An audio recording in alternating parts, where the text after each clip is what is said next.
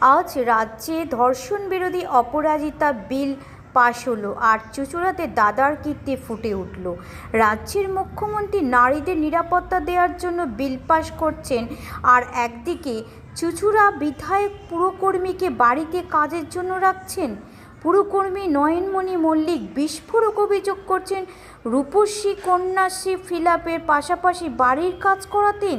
তার বিস্ফোরক দাবি, তাকে পৌরসভাতে ঢুকতে দেয়া হতো না। বিধায়কের কাছে কি কাজে যেতেন দলে? আমি পৌরসভার কর্মী, কিন্তু আমাকে পৌরসভাতে উনি ট্রান্সফার রাখেননি। উনি ওনার জায়গাতে, মানে ওনার বাড়িতে আমাকে রেখেছিলেন। আমাকে, আমার হাজব্যান্ডকে, দুজনকেই রেখেছিলেন উনি। ওনার বাড়িতেই কাজে আমাকে রেখেছিলেন। তারপর দীর্ঘদিন ওনার বাড়িতে কাজ করেছি, কিন্তু শেষমেশ ওনার প্রস্তাবে যেহেতু আমি রাজি হইনি, তখন আমাকে চোর, মানে আমি বাড়ি থেকে যখন বেরিয়ে আসি আমাকে চোর বদনাম দিয়েছেন। আপনি পুরসভার কর্মী, ওনার বাড়িতে কি কাজ করতেন? সে তো উনি রেখেছেন, ওনাকেই জিজ্ঞেস করবেন। ওনার বাড়িতে ওই কন্যাশ্রী, রূপশ্রী, এইসব জিনিসগুলো যে উনি ওই বিধানসভার কাজগুলো হতো সেগুলোই করতাম। উনি কি বেতন দিতেন না পুরসভা দিত? পৌরসভা আমাকে বেতন দিত। তাহলে এবার পৌরসভায় আপনি কি কাজ করেন? পৌরসভায় আমি ইয়েতে আছি, এখন স্কুলে রয়েছি। ওই নোনাপুকুরি স্কুলটায় আমি এখন ট্রান্সফার আছি। পৌরসভায় আগে আমি ছিলাম ইয়েতে, হেলথে ছিলাম। সেখান থেকেই ওনার বাড়িতে নিয়ে গেছিল। আমাকে তো পৌরসভায় আগে ঢুকতেই দেওয়া হতো না, আমাকে তো খাতা পর্যন্ত ওখানে নিয়ে গিয়ে সই করা। হ্যাঁ বলুন।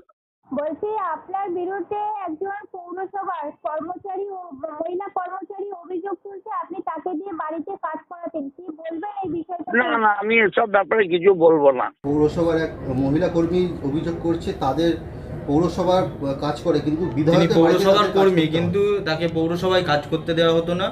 বিধায়ক নিজের বাড়িতে ডেকে নিয়ে গিয়ে সেখানে কাজ করাতেন, কিন্তু মাইনেটা তুলতে পৌরসভা থেকে। তাহলে এই যে দুর্নীতি, এই যে দুর্নীতি, মানে দুর্নীতির আতুরঘর হচ্ছে তৃণমূল।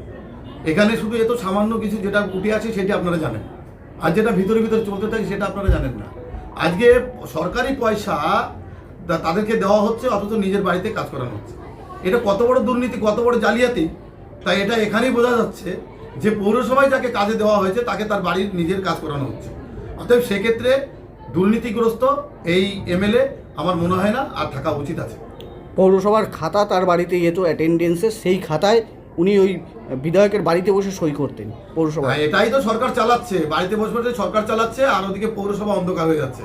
আর সাধারণ মানুষ যদি কোনো সময় কোনো রেসিডেন্সিয়াল সার্টিফিকেট নিতে যায়, সে সেই সার্টিফিকেট পায় না। সে অন্য পার্টি বিরোধী করে, এই করে সেই করে, তাকে সার্টিফিকেট দেওয়া হয় না। তো এরকমভাবে যদি সরকার চলা হয়, সরকার মানে হচ্ছে সমস্ত মানুষের গণতন্ত্র, সবাই সমান অধিকার পাবে। আর এক্ষেত্রে দেখা যায় যারা তৃণমূল পাবে তারা সুবিধা পাবে, যারা বিরোধী করবে তারা সুবিধা পাবে না। তার জন্য এইসব খাতাপত্র সব বাড়িতে বসেই তৈরি করা হয়, আর বাড়িতে বসে তো দুর্নীতির আতুরঘরটা আরও তৈরি করা হয় শক্তপোক্তভাবে, মানে গোপনীয়তা বজায় থাকে। পৌরসভায় তো গোপনীয়তা অভিযোগ তুলেছে যে পৌরসভা থেকে খাতা বিধায়কের বাড়িতে যেত, সেখানে সাইন করতো। এই বিষয়টা জানেন? তুলেছে অভিযোগ, যাই না, আগে হয়েছে হয়তো এসব হতো। আচ্ছা, নয়ন মল্লিক চাকরি করে তো পৌরসভাতে?